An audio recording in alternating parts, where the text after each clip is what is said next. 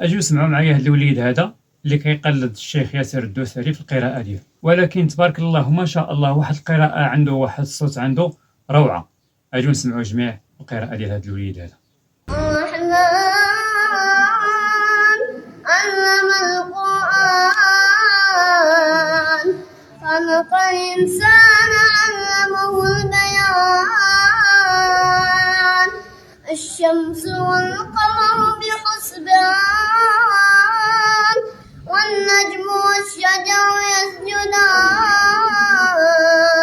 ألا تطغوا في الميزان وأقيموا الوزن بالقسط ولا تخسروا الميزان والأرض وضعها للأنام فيها فاكهة والنخل ذات الأكمام والحب ذو العصف والريحان. شوف هاد اللحظة هادي، هاد الناس اللي في الكتاب هذا أولا جامع كلهم داروا باغيين يشوفوا شكون هاد الوليد هذا اللي كيقرا هاد القراءة هادي.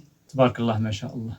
فبأي آلاء ربكما تكذبان خلق الإنسان من صلصال كالفخار وخلق الجن من مارج من نار فبأي آلاء ربكما تكذبان رب المشرقين ورب المغربين فبأي آلاء ربكما تكذبان.